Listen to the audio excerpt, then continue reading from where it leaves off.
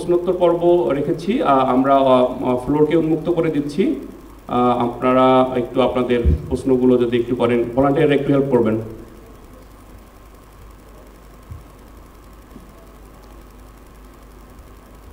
আচ্ছা, প্রথমে মেহেদি ভাই। Thank you very much. Number one, thank you for great presentations. It was insightful and really eye-opening. One thing is, I want to start from Mathurada actually. So the Kaptai Lake or Kaptai hydropower plant, took around 210,000 acres of land for generating 230 megawatt, only 230 megawatt of power. And if you dismantle the hydropower and only use around 20% of the land for solar power, you can generate 40,000 megawatt of solar power, not 230 megawatt. One thing. And you displaced more than 100,000 people in 1962. How many people now? So that's an important thing Mathurada started.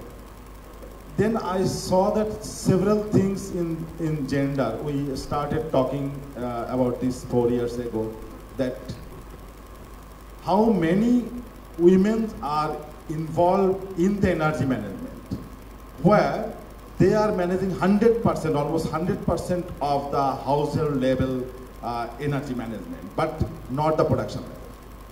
And already Tanmay bhai presented that only 11% are women in the energy governing body of even government energy governing bodies, not private one. I saw that in private one it is less than 3%. So it's totally an unjust system.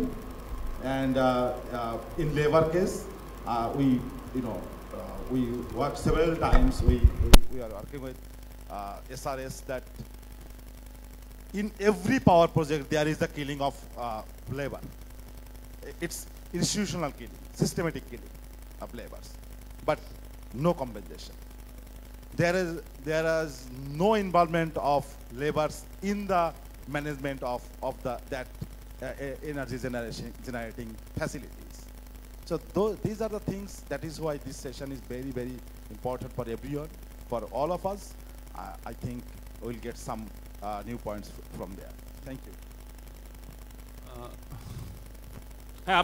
আপু অনেক ধন্যবাদ। মানে 3 দিনের ভেতরে আজকে মনে হচ্ছিল যে অনেক আনন্দ এবং অনেক কষ্ট দুটোই অনুভব করলাম আজকের এই প্রেজেন্টেশনগুলি থেকে, যে আমাদের চিত্রটা আসলে কত ভয়াবহ এবং হওয়া দরকার ছিল কি সেই জায়গাটায় আমরা কোনো উল্লেখ না করেও আমরা কেমন করে যেন নারীর ক্ষমতায়নের কথা বলি, নারীদের সম্মানের কথা বলি, কিন্তু দেবার ক্ষেত্রে বা আমাদের প্রাপ্তির ক্ষেত্রে জিরো, এবং কোথাও কোথাও খুব বেদনার জায়গায় আমরা আছি। এটা দেখলাম এবং কাজ করার তো প্রচণ্ড আগ্রহী আছে, বা যা করেছি সেই জায়গা থেকে মনে হচ্ছে যে এখানটা আরেকটু গুরুত্ব দিয়ে কাজ করতে হবে। আমি তন্ময় ভাই প্রতি খুবই কৃতজ্ঞতা প্রকাশ করছি যে খুব সহজ সরলভাবে উপস্থাপনগুলি করে দেখিয়ে দিয়েছেন যে আমাদের পলিসিতেই এতগুলি পলিসি, সেইখানেই নারীর জন্য রিনিউয়েবল এই এনার্জি বা জ্বালানি এই সমস্ত ক্ষেত্রে অনুল্লেখ রেখেই আমাদের এতগুলি পলিসি হয়ে গেছে। আমি 86 সালের যে খাস জমি বন্টনের যে নীতিমালা বা একটা আইন করেছিল এরশাদ সরকার, সেখানেও বলেছিল যে নারীর যার সক্ষম পুত্র থাকবে তাকে শুধু এই জমিটার খাস জমি বন্টনের একটা অংশ দেওয়া হবে, কিন্তু যার মেয়ে থাকবে বা প্রতিবন্ধী ছেলে থাকবে তার জন্য না।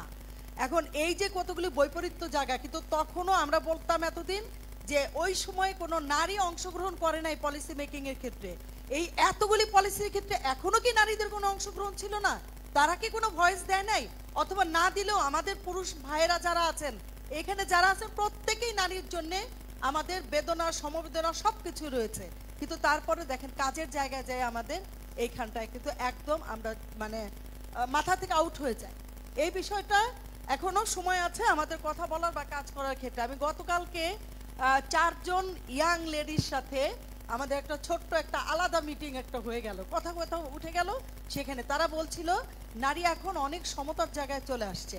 আমি তাদের দৃষ্টি আকর্ষণ করে বলছি, মনে হচ্ছে আদিবাসীদের কথা শুনে মনে হলো, দাদার কথা শুনে মনে হলো নারীরা চলে আসছে। আমি কালকে বলছিলাম যৌনকর্মীদের কথা, মনে আছে? হয় সমান জায়গায় আমরা আসতে পেরেছি। চলল্যান্ডের কথা, হাওর বাওর বিল সমস্ত জায়গায়, ওই গাবুরাতে যে দেখেছি, সাতক্ষীরায় যে দেখেন তো কত কিলো হেঁটে হেঁটে যায় পানি আনতে হয়। এইগুলি দেখার পরে আপনাদের চোখ খুলে যাবে। অনেক অনেক অল্প বয়স, তারপরেও যে আপনারা ভাবেন, সেই জন্য আপনাদেরকে অনেক ধন্যবাদ জানাই। এবং এই জায়গাগুলিতে দৃষ্টি আকর্ষণ করার জন্যও আমি তাদের প্রেজেন্টেশনগুলি নিয়ে কথা বলছি। মডারেটর ভাই না ধন্যবাদ দিয়েন না, প্রশ্নও তো আছে, তাই না?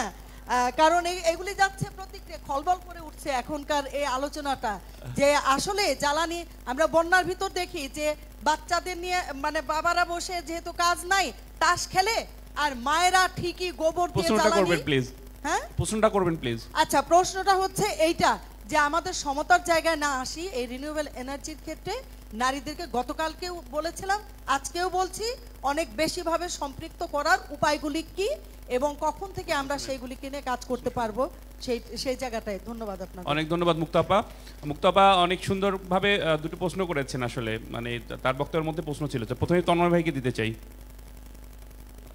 প্রশ্নটা ছিল আসলে আমরা কিভাবে, হ্যাঁ আপনার পরিস্থিতি, হ্যাঁ না না আমরা দুটো করে নিতে যাচ্ছি, আমি দুটো নাহলে হারিয়ে যাব আমরা, মডারেটর হিসেবে আমার জন্য কষ্ট হবে। আমরা যখন কাজ শুরু করি এই রিনিউয়েবল এনার্জি নিয়ে, আমাদের 53 বছরের নারীর অগ্রগতি ভূমিকা মানে এগিয়ে নিয়ে যাওয়ার ক্ষেত্রে অনেকগুলো কাজ হয়েছে, অনেক ভালো কাজ হয়েছে এবং সাফল্য আছে। আমরা একটা জিনিস দেখেছি বা অনুধাবন করছি, সেটা হচ্ছে যে যারা নারীর ক্ষমতায়নের জন্য কাজ করেন, সমতার জন্য কাজ করেন, সেই জায়গাটায় রিনিউয়েবল এনার্জির টেকনিক্যাল ইস্যুটার গ্যাপ আছে। কারণ তারা এই জিনিসটা নিয়ে খুব একটা মাথা ঘামান নাই, হয় নাই, বর্তমান প্রেক্ষাপটের কারণেই হয় না, এটা কোনো দোষের কিছু না। ঠিক একই সাথে যারা রিনিউয়েবল এনার্জির টেকনিক্যাল সাইড বা টেকনোলজিক্যাল সাইড নিয়ে দেখেন, তারা নারীর অংশগ্রহণের বিষয়টা নিয়ে ওভারলুক করেছেন। এটাও কোনো দোষের কিছু না, কিন্তু এটা স্বভাবসিদ্ধ হয়ে গেছে।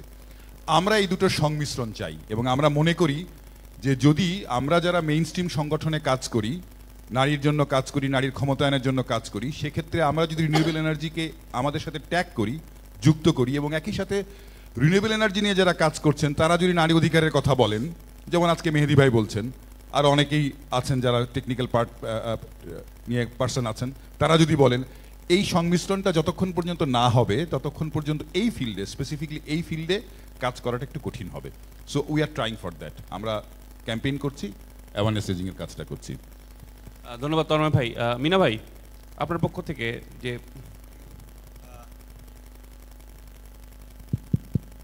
ধন্যবাদ মেহেদি ভাই, ওনার এই যে আমাদের যতগুলো এনার্জি প্লান্ট হয়েছে বা বিদ্যুৎ কেন্দ্র হয়েছে সেইখানে শ্রমিকের মৃত্যুর কথা তুলে ধরেছে। উনি শুধু কম্পেনসেশনের কথা বলেছেন, এইখানে আরও যে ঘটনাগুলো ঘটে, কম্পেনসেশন তো দূরকে বাদ, মানে আরও দূরের কথা, তার আগে যে ঘটনাগুলো ঘটে, ছোটোখাটো দুর্ঘটনা ঘটে বা মারা যায়, এইটা হাইড করার, মানে এটা লুকিয়ে রাখার, গোপন করার একটা প্রবণতা আমরা প্রায়ই দেখি। মানে কোনো অবস্থাতে এই তথ্য যেন জনমানুষের কাছে না পৌঁছায়, মিডিয়া তো দূরের কথা, আশপাশের মানুষের কাছেও যেন না পৌঁছায়। যে করে হোক এটাকে ধামাচাপা দিয়ে, অন্ধকারের মধ্য দিয়ে এটাকে লুকিয়ে রাখতে হবে। এইটা একটা গেল। কিন্তু তার আগে যে ঘটনাটা ঘটে, যেটা আমরা জানতেই পারি না, কারণ যে কোনো একটা প্ল্যান্টের শুরুতে তাদের একটা safety policy, health and safety policy থাকা উচিত, থাকার কথা। সমস্ত চুক্তিতে আমরা এটা দেখেছি যে তাদের হেলথ অ্যান্ড সেফটি পলিসি থাকবে। সেই পলিসিটা কেমন, এটা কিন্তু আমরা কেউই চোখে দেখি না। এই বিডব্লিউজিইডির পক্ষ থেকে হোক আর যার কাছ থেকে হোক, বা আমরা ওদের ওয়েবসাইট ঘেটে হোক, এই পলিসিটা কোনোদিনই আমরা চোখে দেখতে পাই না। এখন পলিসিটা নাই, পলিসি বাস্তবায়নের প্রক্রিয়া কি সেটাও আমরা জানতে পারি না। পলিসি থাকলে বাস্তবায়নের প্রক্রিয়াও ওইখানে থাকতো। পলিসির আমরা দেখতে পারতাম যে কারা আছে, কাদের কাছে আমরা কথা বলবো, কাদের সাথে যোগাযোগ করব। কেন এটা হচ্ছে না? কারণ মৃত্যু তো হলো, মানে ধরেন 100 জন যদি আহত হয় তারপর একজন মারা যায়, মানে এরকমের না যে একটা ঘটনা ঘটলো ওইটাই মারা গেল। তার আগে 100টা ঘটনায় 100 জন আহত হতে হবে, মানে রেকর্ড বলে, গ্লোবাল রেকর্ড বলে যে 100 জন আহত হওয়ার পর একজন মারা যায়। তো আপনি সেই জায়গায় কত আহত হয়েছে আমাদের মাতারবাড়ি থেকে শুরু করে ওই আমাদের রামপাল পাওয়ার প্ল্যান্ট, এই সমস্ত জায়গায়, কেন রামপালে একবারই একটা ছাদ ধসে একসাথে আমরাই তথ্য পেয়েছিলাম যে 17 জন না কতজন মারা গেছে, কিন্তু আমরা যখন খুঁজতে গেছি সেই 17 জন কারা তা খুঁজে পাইনি। তো এই যে একটা স্বাস্থ্য নিরাপত্তার একটা দুরবস্থা, এইটা কিন্তু চরম অবস্থা এবং এটা নিয়ে আমাদের কথা বলা দরকার। আমি আরেকটা বিষয় যেটা শেষ করতে চাই, প্রশ্ন মিনা ভাই পরে আরো প্রশ্ন নিয়ে তারপরে ওই যে রিপ্রে ওই যে লেবার সেকেন্ডের মধ্যে শেষ করতে হবে। হ্যাঁ, লেবার আমাদের যতগুলো পলিসি হয়েছে, উনি ওই নারীদের কথা বলেছে, নারীরা নাই, কিন্তু যতগুলো পলিসি হয়েছে, যতগুলো কমিটি হয়েছে, ওইখানে শ্রমিকদেরও কোনো রিপ্রেজেন্টেশন নেই, কোনো জায়গায় রিপ্রেজেন্টেশন পাবেন না। শুধু একটা জায়গায় এমসিপিপি, যেটা এমসিপিপিতে সম্ভবত 2 নম্বর প্রায়োরিটিতে একটু বলা আছে যে এখানে শ্রমিকদের কথা বিবেচনায় নেওয়া হবে। যদিও 4.1 মিলিয়ন শ্রমশক্তি তৈরি করার কথা বলা হয়েছে, কিন্তু সেটা কিভাবে, সেখানে শ্রমিকরা কিভাবে যুক্ত হবে, সেটা কি রিস্কিলিং এর মাধ্যমে হবে না আপস্কিলিং এর মাধ্যমে হবে নাকি নিউ স্কিলিং এর মাধ্যমে হবে, সেটার কথা কিন্তু শ্রমিকরা জানে না, স্কিলটা কি হবে। তো এই বিষয়গুলো আমাদের এখন কথা বলার সময় এসেছে, আমাদের কথা বলা দরকার। ধন্যবাদ মিনা ভাই। মথুরাদাকে একটু মেহেদী ভাই প্রথম যে ইয়েটা বলেছিলেন যে আদিবাসীদের যে বিষয়গুলো আর কি পার্বত্য চট্টগ্রাম বিশেষ করে হয়, এটা কিন্তু শুধুমাত্র পার্বত্য চট্টগ্রামে হয় বিষয়গুলো তাই না, আমরা কিন্তু সমতলও দেখেছি, যেমন বাঁশখালীর রেসা আলমেও কিন্তু আমরা দেখেছি অনেকগুলো রাখাইন পরিবারের ওখানে বরিশালেও দেখেছি আমরা। সো এই আদিবাসী এবং এরা কিন্তু সব জায়গাতেই মানে অনেক ইসের শিকার হয় যখন পাওয়ার প্ল্যান্টগুলো উপস্থাপন করে। তো এই বিষয়ে আপনার কাছে ধন্যবাদ। আসলে আমি ওই জায়গাতে মেহেদী ভাই ভালোই জানেন, উনি খুব ভালো তথ্য সমৃদ্ধ কথা বলেছেন। আমি শুধুমাত্র একটি বিষয় বলবো, সেটি হচ্ছে এটি কিন্তু নির্মাণ হয়েছিল, মূল ফান্ডটা সম্ভবত ইউএস থেকে আসা। এই কারণে ওই যে পার্বত্য চুক্তির পরে ইউএসের একটা টিম হিলট্রেক্সে এসেছিল, তারা জানতে চেয়েছিল এই ড্যামটা যদি এখন খুলে দেওয়া হয় তাহলে কেমন হবে এটা দেখার জন্য। তো তখন সাধারণ জনগণের একটি প্রসঙ্গ ছিল যে যেখানে তারা পায়ে হেঁটে ধরেন অনেক দূর যেতে হয়, এখন পানি হওয়ার কারণে বোটে কিন্তু কিছু দূর যাওয়া যাচ্ছে, তারপর হয়তো পায়ে হেঁটে যাওয়া যাবে। এখন ধরুন পানি নেমে গেল, তাহলে ধরেন 1 কিলোমিটার 2 কিলোমিটার রাস্তা যদি তাদের ওই কাদামাটি পাড়িয়ে যেতে হয়, হয়তো কোমর সমান হবে বা তারও বেশি হতে পারে, সেটি কিভাবে তারা মিটিগেট করবে সেটা একটি দেখবার বিষয়। এক্ষেত্রে আমার মনে হয় যে এক্সপার্ট যারা রয়েছেন তারা ভাবতে পারেন বা দেখতে পারেন যে এই রকম প্রকল্প কোথাও মানে ওই রকম করা হয়েছে কিনা, যে আগে যেমন ছিল এরকম পর্যায়ে ফিরিয়ে নেওয়ার সুযোগ তৈরি করা যায় কিনা। যদি যেহেতু ভালো হতো, যেহেতু আমাদের আগে তো হয়তো এরকম রিনিউয়েবল সিস্টেমটা জানা ছিল না মানুষের, এখন যেহেতু প্রযুক্তি ডেভেলপ হচ্ছে, আমার মনে হয় যদি এই উপায়টা সৃষ্টি করা যায়, খুঁজে বের করা যায়, তাহলে মনে হয় সবার জন্য উপকার হতো। এটুকুই আমি বলবো। ধন্যবাদ। অনেক ধন্যবাদ। আমরা আবার ফ্লোরে ফিরে যাই পিছনের দিকে। ওকে, এখানে আচ্ছা, ওখানে আগে নিই আমরা, তারপর। ধন্যবাদ আমাকে সুযোগ দেওয়ার জন্য। আমি প্রথমে ধন্যবাদ জানাই মানুষের জন্য ফাউন্ডেশন, যিনি প্রেজেন্টেশন দিয়েছেন। আমরা ইউথরা খুবই খুশি ওনার প্রেজেন্টেশনে, এবং আমি বেসিক্যালি আমাদের যিনি লেবার রাইটস নিয়ে কথা বলছিলেন, তার কাছে প্রশ্ন, আমরা যখন এই যে চট্টগ্রামের বাঁশখালীতে যখন শ্রমিক হত্যা হয় 5 জন, এর বাইরে হয়তো অনেকজনই হয়েছে, কিন্তু আমরা নিউজে পেয়েছি এবং আন্দোলন করেছি, আমরা ইউথ অর্গানাইজেশন এবং আরও যারা আছে সবাই কিন্তু এই জায়গাগুলোতে আন্দোলন করেছি। কিন্তু আমার প্রশ্ন আমরা প্রতিটা জায়গায় জাস্ট ট্রানজিশনের কথা বলতেছি, আমরা বিভিন্ন ধরনের মেসেজিং করতেছি, কিন্তু আলটিমেটলি ওই যে পলিসি মেকিংয়ের জায়গাটার যে ঘাটতিটা, এটা কিভাবে আমরা কমিয়ে আনতে পারি, এবং যেখানে আমাদের সবসময় আমরা ক্লাইমেটের সাথে বিভিন্ন নেক্সাস কিন্তু আমরা মিলাই দিই, কিন্তু আলটিমেট নেক্সাসের যে গ্যাপটা, এটা কিন্তু আমরা সলিউশনটা আলটিমেটলি আনতে পারছি না কেন, এই প্রশ্নটা আমার থাকবে আর কি। Thank you. ধন্যবাদ। এখানে একজন হাত তুলেছিলেন আপনার। আচ্ছা, আসছি আপনার কাছে, আপনার কাছে আসবো। আমি বরিশাল পরিবেশ ফোরাম থেকে এসেছি, আমি সুভাষ দাস। আমি মিনা ভাইয়ের লেবার বিষয়ে যে কথা বলেছেন, আমি এর সাথে যে বিষয়গুলো বলতে চাই, যে আইনজীবী হিসেবে আমি যতটুকু দেখেছি, লেবার যে কোর্ট সেটি কিন্তু জেনারেল কোর্টের সাথে যুক্ত না, আলাদা একটি অফিসের মতো, এবং সেখানে দুজন আপনার জুরি বোর্ডে দুজন মেম্বার থাকেন, তারা রাজনৈতিক রিক্রুটমেন্ট, একজন রাজনৈতিক রিক্রুটমেন্ট আর একজন আপনার উদ্যোক্তাদের রিক্রুটমেন্ট। এরা দেখা যায় যে শ্রমিকের স্বার্থ রক্ষা করেন না, এরা অলওয়েজ আপনার যারা উদ্যোক্তা কিংবা রাজনৈতিক নেতৃবৃন্দের স্বার্থ রক্ষা করেন। লেবার থেকেই নিয়োগপ্রাপ্ত হয় এবং সরকারি টাকাও পান, কিন্তু কাজটি তারা যে কাজটি আমাদের দেখা যে কাজটি করেন সেটা আপনার লেবারের বিরুদ্ধে যায়। এই বিষয়টি আপনার একটু নজরে রাখবেন। আর এই যে প্রজেক্টগুলো হয় কিংবা যে আলোচনাও হয় তার বেশিরভাগই ইংরেজিতে হয়। লেবারদের স্বার্থ যদি আপনার রক্ষার বিষয় আসে তাহলে প্রথমেই লেবারের ভাষাটি আমাদের রপ্ত করতে হবে, তার ভাষায় সে কাজগুলো করতে হবে, প্রথম কথা।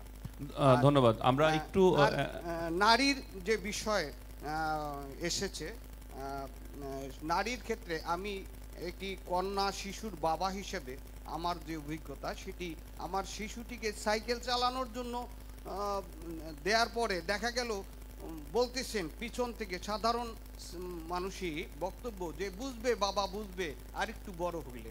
হ্যাঁ, এই যে মানে টেন্ডেন্সি, এই টেন্ডেন্সি ক্রমান্বয়ে বাড়ছে কিনা আমরা আমাদের সোশ্যাল অ্যাক্টিভিটিস কারণে কিছু কন্ট্রোলের ভিতরে আমরা চেষ্টা চালাচ্ছি, কিন্তু আমাদের সক্ষমতা তো সীমিত। মানে ধর্মীয় গোষ্ঠী এই প্রশ্নটা ক্লিয়ার করে বলেন আপনি। বলছি যে এখন নারীদের যে পোশাক পরিবর্তন হয়ে যাচ্ছে, অর্থাৎ তাদের একটি এটার সাথে আপনি আমার জানাল নিখাতে রূপান্তরের সাথে এটার সম্পর্কটা কি মিলিয়ে বলতে হবে। এই যে অবস্থাটা সমাজের যে বিষয়টি, এটি আমাদের যতই প্রচেষ্টা থাকুক সেখানে অন্তরায় কিনা। ঠিক আছে, ধন্যবাদ, আমরা নিয়েছি। আমরা একটু ডান পাশে যাব, ওই আপাকে আগে দিই আমরা, তারপর। আসসালামু আলাইকুম, ধন্যবাদ। আমি উম্মে ফারহিন রিমু, আমি নোয়াখালী থেকে এসেছি। তো নোয়াখালী থেকে আমরা মোট 2 জন মেয়ে এসেছি। তো আমার মনে হয় না 64 জেলার প্রত্যেকটা জেলা থেকেই মেয়েরা আসছে, ইভেন আমার পাশের জেলা লক্ষ্মীপুর বা ফেনী থেকেও আসে নাই। তাহলে আমরা যখন উইমেন এম্পাওয়ারমেন্টের কথা বলতেছি, জেন্ডার ইকুয়ালিটির কথা বলতেছি এবং প্রান্তিক জনগোষ্ঠীর মধ্য থেকে মেয়েদেরকে কাজে লাগানোর কথা বলতেছি, সেখানে আমরা প্রত্যেকটা প্রান্তে কীভাবে পৌঁছাচ্ছি? আমাদের এতগুলো সামাজিক সংগঠন কাজ করতেছে, এতগুলো অর্গানাইজেশন কাজ করতেছে, তারা কিভাবে পৌঁছাচ্ছে সেখানে? এখন আমার এলাকায় এই ভাই একটু আগে বললেন যে হচ্ছে ওনার মেয়েকে উনি সাইকেল চালানোর ব্যাপারে বলছেন, শেখাচ্ছেন, মানুষজন অনেক কথা বলছে। এই ব্যাপারটা আমার ক্ষেত্রে হয়েছে, আমার বাবা আমার জন্য সাইকেল কিনেও আনছেন, কিন্তু এই ব্যাপারটা আমার মা পজিটিভলি দেখতে পারে নাই। তাহলে আমি একটু জাস্ট বলতে যাচ্ছি, আমরা কিন্তু এনার্জির ক্ষেত্রে আছি, সামাজিক নারী, আমরা প্রত্যেকটা ক্ষেত্রেই নারীদের ইনক্লুশন নিয়ে কাজ করি, কিন্তু আমাদের আজকের আলোচনাটা কিন্তু রিনিউয়েবল এনার্জি প্রমোশনের ক্ষেত্রে নারীদের কি সম্পৃক্ততা, আমাদের উদাহরণগুলো, প্রশ্নগুলো কিন্তু এই লাইনে থাকতে হবে। অডিয়েন্সের উদ্দেশ্যে আমি বলছি আর কি, আমি ডিকটেট করছি না, জাস্ট একটু ইস্যু তুলে দিলাম আর কি আপনাদের সামনে। আমি সেটা ওনার কথার পরিপ্রেক্ষিতে বলছি। আমার কথা হচ্ছে আমি উইমেন পাওয়ার বৃদ্ধির ক্ষেত্রে এই যে এখন এই একটা কনফারেন্স রুমে আমরা 250 জন মানুষ আছি, এখানে কিন্তু আমার 50 জন মেয়ে নাই। তাহলে আমি তাদের ক্ষমতা বৃদ্ধি করার জন্য আমি তাদের কাছে কীভাবে পৌঁছাচ্ছি? আমার এখানে কেন 50%, যদি আমি 50 ভাগের অধিক একটা জনগোষ্ঠীকে আলাদা করে দেখার কারণে আমার জাস্ট ট্রানজিশনটা কমপ্লিট হচ্ছে না, সেটা আমি জানি, তাহলে আমি 50% মানুষের কাছে পৌঁছাচ্ছি না কেন? তাদের কেন আলাদা করে কনফারেন্স রুমে আমি আবদ্ধ হয়ে আছি? আমার এখান থেকে মানুষ কিভাবে আমার লক্ষ্মীপুরে যাচ্ছে, কিভাবে আমার নোয়াখালীতে যাচ্ছে, আমি এরকম কোনো সংগঠন কি আমরা বুঝতে পেরেছি আপনার প্রশ্নটা, ঠিক আছে, ওকে। আমরা এই যে পাশে একজনের প্রশ্ন নেব, তারপরে আমরা আবার ফিরে যাব, একটু পরে নিচ্ছি আপনার, ওনার হাতটা কি ছিল। আসসালামু আলাইকুম, আমি আলী হোসেন, ময়মনসিংহ থেকে আসছি। আমি একটা ফেসবুকে একটা পোস্ট দেখে আসলে আপনাদের কাছে একটা প্রশ্ন করতে চাই। এটা হচ্ছে মাদারগঞ্জ সৌরবিদ্যুৎ প্রকল্প নিয়ে আমি দেখলাম ফেসবুকে গতকালকে শত শত নারী পুরুষ মিলিতভাবে একটা মানববন্ধন করেছে, একটা বিক্ষোভ মিছিল করেছে যে 3 ফসলি জমিতে এই প্রকল্পটা করা হচ্ছে। তাহলে হচ্ছে এই যে কৃষকদের এবং এই যে নারীরা, শত শত নারীরা কালকে দেখলাম এই যে এখানে হচ্ছে মিছিল করলো এটার বিপক্ষে, তাহলে আপনারা এটা নিয়ে কি করছেন? এবং 3 ফসলি জমির উপরে এই যে প্রকল্পগুলো হচ্ছে, এগুলো যদি হইতে থাকে দেশের জন্য ক্ষতি। তাহলে এইগুলা করে কি আসলে মানে সামনের দিকে এগিয়ে যাওয়া কি সম্ভব কিনা? ধন্যবাদ। অনেক ধন্যবাদ। আমি তন্ময় ভাইকে দিয়ে শুরু করি। প্রথম যে কোশ্চেনটা ছিল, আমি শেষেরটা দিয়ে শুরু করি। আমরা গতকালকে হয়তো আপনি যদি না থেকে থাকেন তাহলে হয়তো শোনেন নাই, আমরা এই ল্যান্ড নিয়েই কনস্ট্যান্স নিয়েই কথা বলেছি। অনেকগুলো জায়গায় আমরা দেখতে পেয়েছি ভূমি অধিগ্রহণ হচ্ছে, ভূমি দখল হয়ে যাচ্ছে, এবং এই ভূমি দখলের যে ভূমিদস্যুতা সেটা কিন্তু কেবলমাত্র এই রিনিউয়েবল এনার্জির জন্যই হচ্ছে তা না, এটা একটা প্রথাগত আমাদের ক্যারেক্টার দাঁড়িয়ে গেছে যে যারা কি বলবো, যে যারা দুর্বল তাদের প্রতি বা যারা প্রান্তিক জায়গায় বসবাস করেন তাদের ভূমিটা নিয়ে নেওয়া, সেটা 3 ফসলি হোক বা অন্য কোনো জমি হোক। সো আমরা যদি এরকম কোনো ঘটনা ঘটে থাকে ডেফিনেটলি এটা আমরা রেসপন্স করবো, এবং আয়োজক যারা আছেন বিডব্লিউজির থেকেও রেসপন্স করা হবে যদি এই ধরনের কাজ হয়ে থাকে। এক, আমাদের কাছে প্রশ্নটা আসছিল যে নারীদের কি করে যুক্ত করা যায়। এখন আমার কাছে তো সরাসরি কোনো ফর্মুলা নেই, তবে আমাদের কাছে মনে হয় যে যে সমস্ত সংগঠন নারী অধিকার নিয়ে কাজ করেন, মানবাধিকার নিয়ে কাজ করেন, অধিকার নিয়ে কাজ করেন, তারা প্রত্যেকেই যদি এই বিষয়টা অ্যাড্রেস করেন, এটা আসলে খুব প্রজেক্ট ওরিয়েন্টেড হলে মুসিবত। এই যে প্রজেক্ট ওরিয়েন্টেড, যে প্রজেক্ট হবে তারপরে কাজ শুরু করব, তাহলে হয়তো একটু প্রবলেমই হবে। বরঞ্চ এক্সিস্টিং কাজের মধ্যে এটাকে নিয়ে ফেলা, যে কাজ আপনি করছেন, আপনি নারীদের সাথেই কথা বলছেন। আমি খুব সিম্পল একটা এক্সাম্পল দিয়ে বলি, আমরা যেভাবে কাজ শুরু করেছি, যে আপনার হয়তো কোনো প্রজেক্টেরই কাজ আছে, এক্সিস্টিং কাজ আছে, যে কাজে নারীদের সাথে কথা বলার সুযোগ আছে, উঠান বৈঠকের সুযোগ আছে, সেখানে জ্বালানি নিয়ে কথা বলেন না কেন? সেখানে রিনিউয়েবল জ্বালানি নিয়ে কথা বলেন না কেন? তার অসুবিধাগুলো কোথায় সেটা একটু বিবেচনা করার কথা জিজ্ঞাসা করেন না? এইভাবে কাজটা এগিয়ে নিয়ে যাবে, এটা একটা জায়গা। আর একটা জিনিস আমার কাছে মনে হয়েছিল যে অনেকেই বিভিন্নভাবে পোশাক পরিচ্ছদের কথা বলছেন বা নারীর এগিয়ে যাওয়ার কথা বলছেন, মূলত একেবারে যে স্ট্রাকচারাল ওয়েতে যদি পলিসি না হয় এবং তার ইমপ্লিমেন্টেশন না হয় তাহলে মুসিবত। আমি অনেককেই দেখেছি যারা ইঞ্জিনিয়ারিং ইউনিভার্সিটি থেকে পাশ করার পরে তারা হয়তো ব্যাংকে চাকরি করছেন, নারী, প্রশ্ন করলে সেফ না, এটাই সেফ, কিন্তু সে পরিশ্রমটা দিয়েছে, সে কষ্ট করে পড়াশোনা করেছে ইঞ্জিনিয়ারিং ইউনিভার্সিটিতে, এবং একই সাথে রাষ্ট্র কিন্তু তার খরচ বহন করেছে। এখন হয়তো তার চয়েস, তার অধিকার, সে কোন পেশা বেছে নেবে, কিন্তু এখন এই ইনভেস্টমেন্টটা যখন হয় তখন দেশ অথবা রাষ্ট্র এক্সপেক্ট করে যে সে ফিরিয়ে দেবে কিছু না কিছু জায়গা। সো আমি মনে করি এই ব্যারিয়ারগুলো ভাঙা দরকার। অনেক ধন্যবাদ। মিনা ভাই, আপনার জন্য 2 মিনিট সময়। হ্যাঁ, 2 মিনিটের মধ্যে হবে না, 2 মিনিটই করতে হবে, কারণ আমাদের টাইম কনটেন্ট আছে, আবার অনেকগুলো আছে। আমি প্রথমে একটু বাঁশখালীর ঘটনায় বলি। বাঁশখালী যেহেতু উঠে এসেছে, ওখানে যুব, ওনাকে ধন্যবাদ। বাঁশখালীর ঘটনা নিয়ে কিন্তু আমরা অনেকগুলো প্রোগ্রাম করেছি, ওটা রিড করেছি, ওইটার একটা জায়গায় যেতে চেয়েছি, এবং অনেকের উপরে ঝুঁকিও তৈরি হয়েছে। তবে এই ক্ষেত্রে আমরা যেটা বলবো যে যুবদেরকেই সামনে এগিয়ে আসতে হবে, এবং বাঁশখালীর ওইখানের জনগণকে যদি সাথে না পাওয়া যায় তাহলে কিন্তু অনেক কিছু করা যায় না। বিশেষ করে এই সমস্ত ক্ষেত্রে, বিশেষ করে শ্রম অধিকার বাস্তবায়নে শ্রমিকের সহযোগিতা লাগে, শ্রমিক সংগঠনের সহযোগিতা লাগে, এইটা পেলে আমরা করতে পারবো। আমি দ্বিতীয় জায়গায় পলিসি গ্যাপে কেন আমরা পরিবর্তন আনতে পারছি না, এই উত্তরটা আমি একটু দিচ্ছি। সেটা হচ্ছে যে পলিসি গ্যাপে যারা পলিসি তৈরি করেন, পলিসি ফর্মুলেশনে যারা থাকেন, সেইখানে কিন্তু আমাদের অংশগ্রহণ নাই।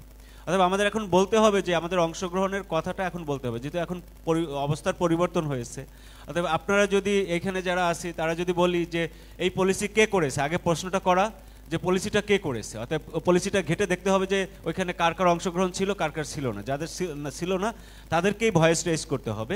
এবং সেক্ষেত্রে এই যে আজকে যে কনফারেন্স হচ্ছে, এই 3 দিন ধরে যে কনফারেন্স হচ্ছে, সেটাও কিন্তু একটা প্রক্রিয়া। এই প্রক্রিয়ার ভিতর থেকেও কিন্তু আমরা আমাদের কথাটা বলতে পারবো এবং আমাদের অংশগ্রহণটা নিশ্চিত করতে পারবো। এবং সেক্ষেত্রে কিন্তু এই প্রক্রিয়ায় আপনারা যারা যুক্ত হয়েছেন, আমরা যদি একত্রে থাকতে পারি এবং আমাদের এই যুক্ততা যদি আরও বাড়াতে পারি, তাহলে কিন্তু আমাদেরকে বাদ দিয়ে আর করতে পারবে না, এইটা আমার কাছে মনে হচ্ছে। তবে আপনাদের কাছে হয়তো আরও ভালো সলিউশন আছে। লেবার কোর্টের ব্যাপারে যিনি বলেছেন, লেবার কোর্টে গঠিত হয় 3 জন লোক, একজন চেয়ারম্যান আর 2 জন প্রতিনিধি, একজন শ্রমিকের প্রতিনিধি, একজন মালিকের প্রতিনিধি নিয়ে। এই ক্ষতিপূরণ বা স্বাস্থ্য নিরাপত্তার ক্ষেত্রে চেয়ারম্যানই সিদ্ধান্ত নেবে। চেয়ারম্যান মানে হচ্ছে আমাদের অতিরিক্ত জেলা জজ, মিনিমাম যোগ্যতা হচ্ছে অতিরিক্ত জেলা জজ। চেয়ারম্যান হতে পারবে অথবা জেলা জজ হবে।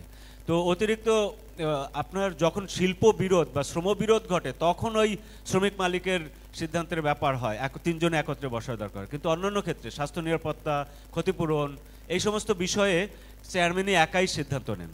অতএব এই জায়গাগুলো লেবার কোর্টের গঠন একটু ভিন্ন, যেটা একটা বিশেষ আদালত।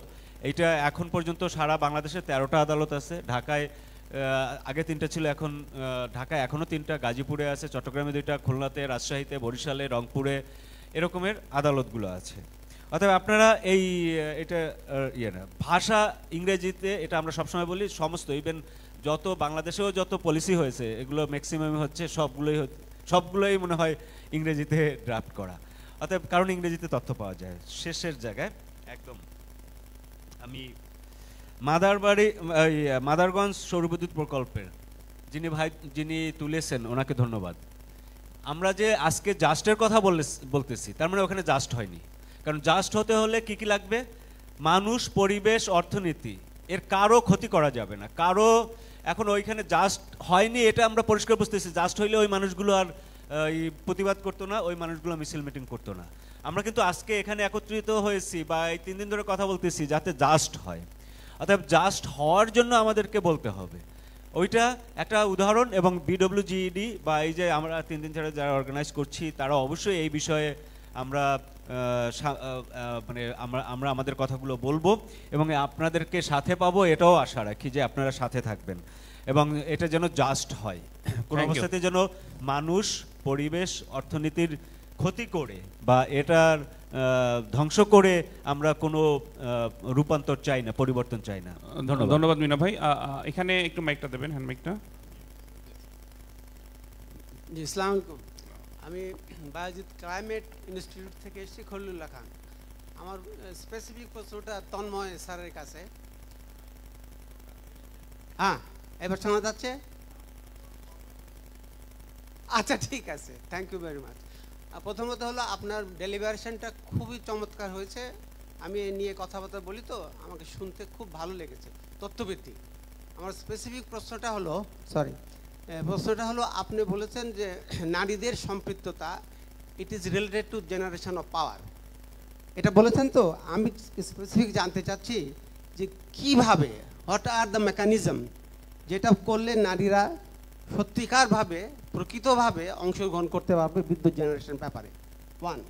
আর 2 নম্বর হলো ডেল্টা ব্যাপারে আপনি কথা বলেছেন, ডেল্টা প্রজেক্ট, এটা নিয়ে একটু কথা যদি বলতেন আর একটু, তাহলে আমরা বোধহয় সবাই উপকৃত হতাম। ধন্যবাদ। অনেক ধন্যবাদ। এখানে একজন, হ্যাঁ, নাম বলবেন একটু। আমি জনকতন চঙ্গা। আমি শোনা যাচ্ছে না, মুখ মাইক কাছে নিতে হবে একটু।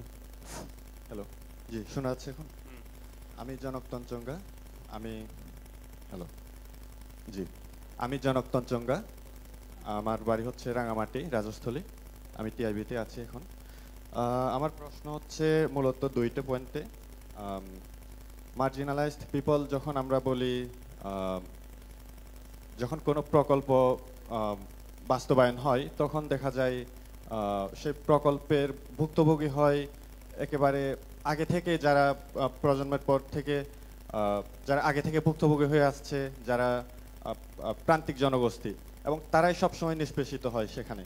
তো এক্ষেত্রে তাদের থেকে যখন ভূমিগুলো নেওয়া হয়, অধিগ্রহণ করা হয়, তাদেরকে আসলে তাদের সে ক্ষতিপূরণ ঠিক মতো দেওয়া হচ্ছে কিনা, তাদের যে জীবন জীবিকার উপর প্রভাব পড়ছে সেটার ক্ষতি পুষিয়ে দিচ্ছে কিনা, সেটা আমাদের আসলে সেই দৃষ্টি থাকে না।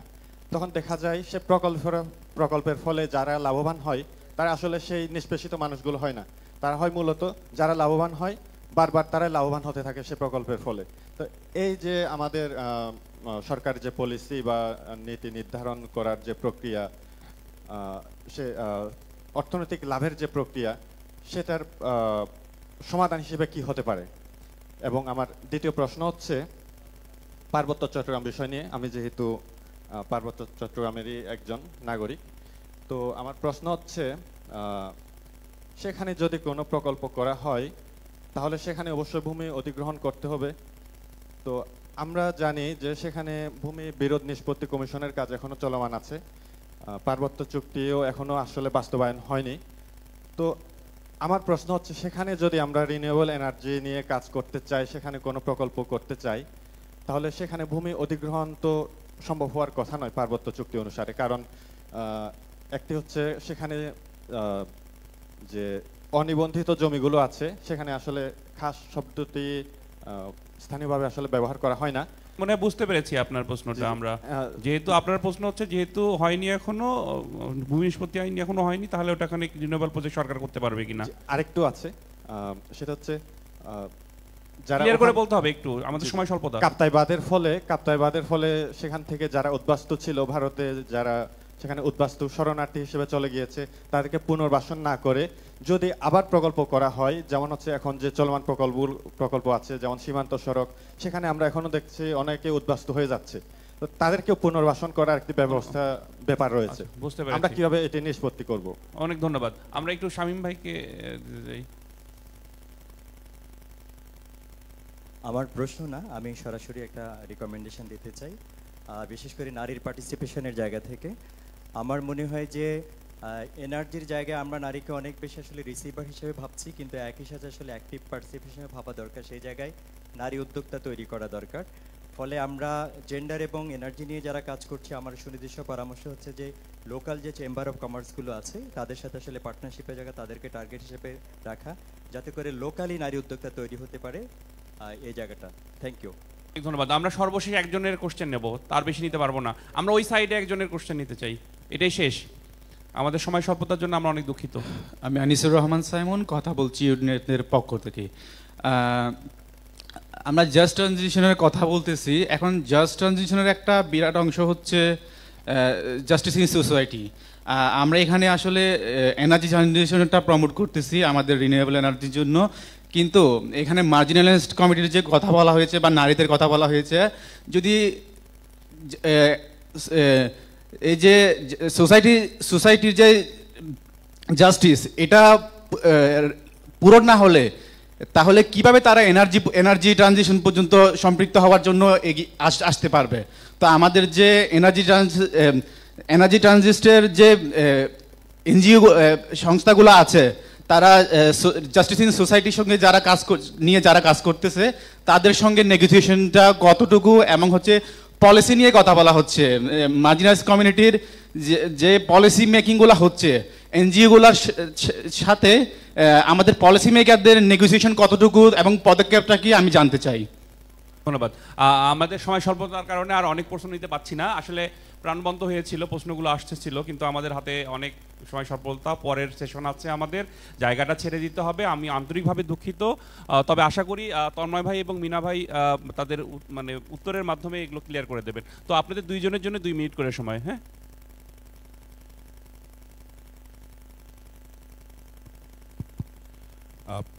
ভাইয়ের প্রশ্ন থেকে একটু বলি যে সারা বিশ্বেই এই এনার্জিতে মাত্র 22% অংশগ্রহণ নারীর, এটা বিশ্বব্যাপী। বাংলাদেশের ক্ষেত্রে এটা আরও কম। মেহেদি ভাই বললেন আমরা সরকারি পর্যায়ে দেখেছি। আপনি স্পেসিফিক্যালি পাওয়ার জেনারেশনের কথা বলেছেন। এই পাওয়ার জেনারেশনে যুক্ত হতে গেলে কিন্তু টেকনিক্যালি সাউন্ড হতে হবে এবং এডুকেশনাল ব্যাকগ্রাউন্ডটা রাখতে হবে। তাহলে শুরু করতে হবে নিচের থেকে, যাতে করে শিশুরা বা কন্যা শিশু তারা ওই জায়গা পর্যন্ত পৌঁছাতে পারেন। আমরা কিছু ব্যারিয়ার আইডেন্টিফাই করেছি, তার মধ্যে একটা হচ্ছে সোশ্যাল নর্মসগুলোকে, যেটা নিয়ে আমরা কাজ করি। এবং আমরা মনে করি যে ওই যে মেইন স্ট্রিমের কথা কেন বলি, যে আমাদের এক্সিস্টিং কাজের মধ্যেই যেন নারীর অধিকারের কথা বলতে, যে যখন বলি তখন এই রিনিউয়েবল এনার্জির কথাও যেন বলি, তাহলে আমার মেইন স্ট্রিম করা যাবে। আমি যদি আলাদা করে রিনিউয়েবল এনার্জি নিয়ে কথাবার্তা শুরু করি এবং নারীর অধিকারের কথা বলি, তখন এটা খুব একটা বেশি মানে জোরালো হবে না। আমরা আর একটা জায়গায় বলছি যে সেফ কনসার্নসটা আছে নারীদের ক্ষেত্রে, সেই ট্যাবুটা ভাঙা, যে আসলে এটা আনসেফ না, এটা সেফ, সেই জায়গা নিয়ে আসে এবং সমাজ তাই ভাবে, পিতামাতাও তাই, প্যারেন্টসরা ভাবেন যে আমার মেয়ে ওখানে যাবে, এটা বোধহয় সেফ না এনার্জি সেক্টরে, বা আমরা যদি এরকম পাওয়ার জেনারেশনে যদি কাজ করতে যাই।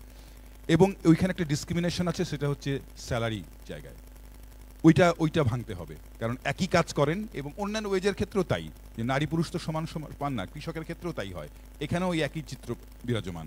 সো সেইটা ভাঙা।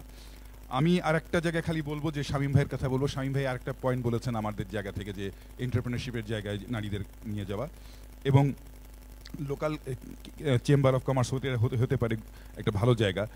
আর যদি কোনো কিছু মিস না করে থাকি আমি একটু অনুরোধ করব যে একটা পলিসি ব্রিফ আমরা তৈরি করেছি মানুষের জন্য ফাউন্ডেশন থেকে, এইটা আমরা এখানে অ্যাভেলেবেল করেছি, যেখানে হেল্প ডেস্ক আছে।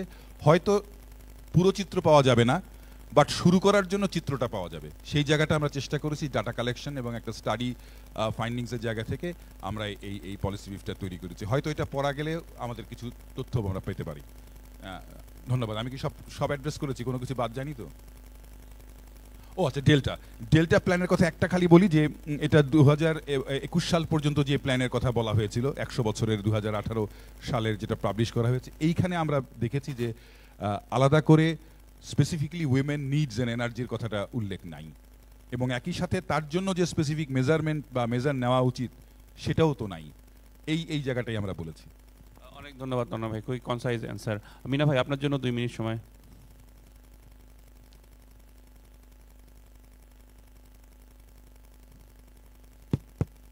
আবারও ধন্যবাদ।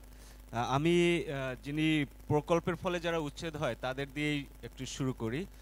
আমরা জানি যে এরকমের বিদ্যুৎ সম্পর্কিত যত প্রকল্প বা আমাদের এই যতগুলো প্রকল্প হয়েছে, একটু আগে আলোচনায় বলেছে যে এখানে যতটুকু জমি দরকার তার থেকে কয়েক গুণ বেশি অ্যাকোয়ার করা হয়। এটা এক ধরনের চক্রান্ত।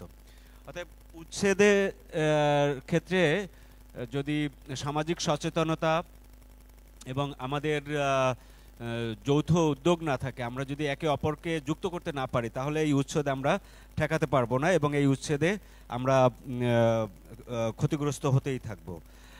একটা জিনিস আমি শুধু এটুকু একটা বিষয়ে আপনাদের সাথে শেয়ার করেই শেষ করছি 1 মিনিটের ভিতরে।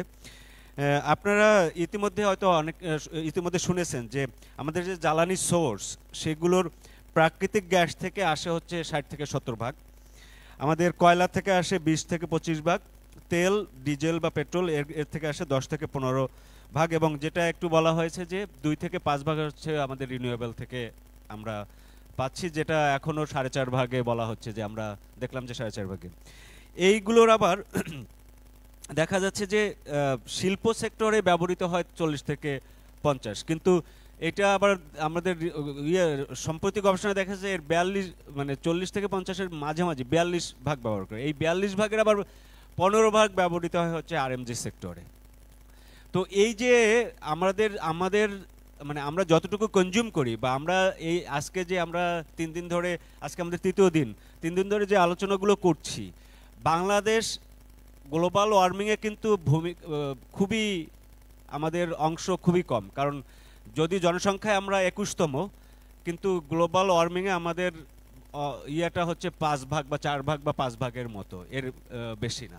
অর্থাৎ আমাদের একটু এই বাংলাদেশের সমস্ত পলিসি মেকার থেকে শুরু করে যারা এখানে বিশেষজ্ঞ আছেন বা যারা এখানে ক্যাম্পেইন করছেন, অ্যাডভোকেসি করছেন, যারা বিশ্বের সঙ্গে এই করতেছে, আমাদেরকে এই বিষয়গুলো এমনভাবে তুলে ধরা দরকার, এবং আমরা তুলেও ধরছি যে আমরা যা ক্ষতি করছি তার থেকে আমরা ক্ষতিগ্রস্ত হচ্ছে বেশি। অতএব আমরা আশা রাখি যে ভবিষ্যতে বাংলাদেশে যত প্রকল্প হবে সেইগুলোতে ন্যায্যতা বিচার করা হবে, সবাই ন্যায্যতা পাবে। সবাইকে ধন্যবাদ। ধন্যবাদ।